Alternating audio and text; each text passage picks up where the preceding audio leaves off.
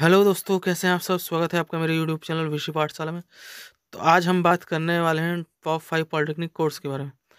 आज के ज़माने में देखा जाए तो लिटरेचर सब्जेक्ट की डिमांड कम हो गई है और लोग ज़्यादा से ज़्यादा टेक्निकल कोर्स के पीछे भाग रहे हैं और जल्दी से जल्दी काम करना चाहते हैं। इसी कड़ी में देखा जाए तो इंजीनियरिंग के क्षेत्र में बच्चों का रुझान होता जा रहा है और ये सही भी है, क्योंकि इंजीनियरिंग का क्षेत्र जो है मेडिकल के क्षेत्र से थोड़ा सस्ता पड़ता है और कम समय में पूरा हो जाता है।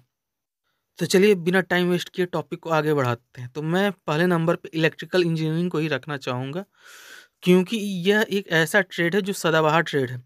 किसी भी देश की अर्थव्यवस्था इसी पे टिकी हुई है और यह किसी भी देश की रीढ़ की हड्डी होती है। अगर यह ठप पड़ गई तो पूरा देश का विकास होना या विकसित होना बहुत मुश्किल का है।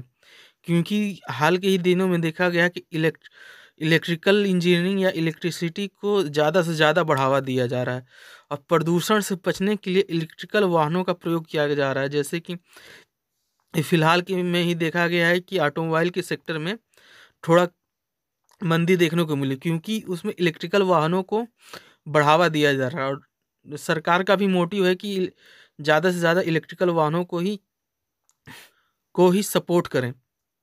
और सरकार का भी सरकार की भी मंशा है कि कुछ सालों में जितने भी ट्रेनें चल रही हैं डीजल लोकोमोटिव से, वो बंद कर दी जाएंगी और वे सारी की सारी इलेक्ट्रिसिटी पे ही चलेंगी। अब चलिए दूसरे नंबर की बात की जाए तो उसमें मैं मैकेनिकल इंजीनियरिंग को रखना चाहूँगा, क्योंकि यह भी एक सदाबहार ट्रेड है। क्योंकि आज एक जगह से दूसरे जगह जाने के लिए गाड़ियों का सहारा, ट्रेनों का सहारा लेना पड़ता है, तो ये मैकेनिकल इंजीनियरिंग के द्वारा ही संभव है। तो ये भी एक अच्छा ट्रेड है, इसे मैं 2 नंबर पे रखना चाहूँगा।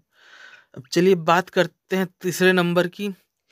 तीसरे नंबर का जो ट्रेड है ये सबसे पुराना ट्रेड है, क्योंकि अगर आप इतिहास उठाकर देखेंगे तो जितनी भी बड़ी-बड़ी इमारतें हैं या फिर करिश्मा हैं, वे सिविल इंजीनियरिंग के थ्रू ही पॉसिबल थी। क्योंकि देखा गया है कि पीसा की मीनार हो गई, मिस्र का पिरामिड हो गया, ताजमहल हो गया, जितने भी बिल्डिंग ऐतिहासिक बिल्डिंग है वे सिविल इंजीनियरिंग के द्वारा ही पूर्ण किए गए हैं। देश में इंफ्रास्ट्रक्चर का भी होना बहुत आवश्यक है, क्योंकि देश के विकास में ये अहम भूमिका निभाती है। तो अब चलिए बात करते हैं चौथे नंबर की ओर।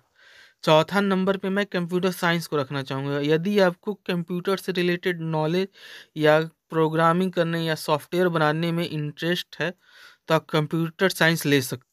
इसका जो भारत में स्कोप है बहुत ज़्यादा है, क्योंकि देखा गया कि कंप्यूटर से रिलेटेड जितने भी या अधिक से अधिक विशेषज्ञ भारत में ही पाए जाते हैं।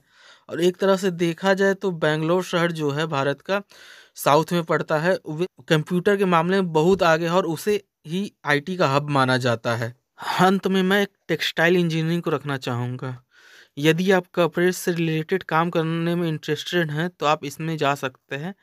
टेक्सटाइल इंजीनियरिंग उसे कहते हैं जो कपड़े से रिलेटेड इंजीनियरिंग होती है। इसका एक तरह से देखा जाए तो कपड़े से रिलेटेड मैन्युफैक्चर में जो विज्ञान काम करता है उसे ही टेक्सटाइल इंजीनियरिंग कहते हैं। यदि हम देखें तो हम हमारे देश में चलन है कि दूसरे विदेशी ब्रांड का या फिर विदेशी कपड़े पहनने का बहुत चलन है। यदि हम स्वदेशी ही को ही इतना आगे प्रमोट करें या फिर उसको इतना अच्छा बनाएं कि विदेशी कपड़े खरीदने की ज़रूरत ही ना पड़े, तो हमारे देश में यह एक बहुत ही बड़ा योगदान होगा। इसमें देखा गया है कि लड़कियां ज़्यादा इंटरेस्टेड होती हैं, लेकिन मैं चाहूँगा कि इसमें भी बॉयज़ भी जो हैं ज़्यादा से ज़्यादा पार्टिसिपेट करें और देश को आगे बढ़ाने में सहायता करें। तो ये रही आज की वीडियो। कैसी लगी वीडियो कमेंट करके ज़रूर बताएं और भी वीडियो के लिए बने रहें हमारे साथ और लाइक सब्सक्राइब और शेयर करना ना भूलें। Thank you.